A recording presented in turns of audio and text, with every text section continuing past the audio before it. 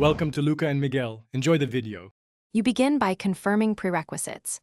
Phone and TV must share the same Wi-Fi, and your TV must accept wireless display connections. Once done, pull down Quick Settings and tap Smart View or Screencast. If Android requests location or permissions, grant them so Discovery works. Make sure the TV is on the correct input or has its mirroring option enabled. This immediate action starts device discovery and avoids delays. You'll see available receivers listed shortly, so stay ready to select the target. Once your TV appears, tap its name to connect. You may need to accept a pairing prompt on the TV.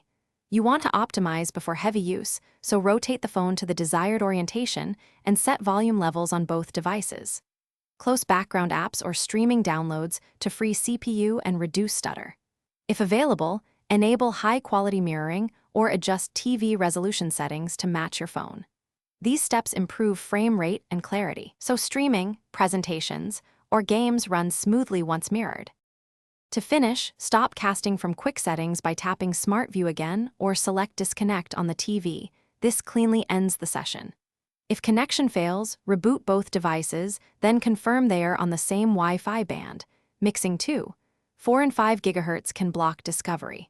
Also check router AP isolation, update phone and TV firmware, and disable VPNs. If wireless mirroring still misbehaves, use an HDMI adapter as a reliable fallback. That single troubleshooting tip, reboot and check why.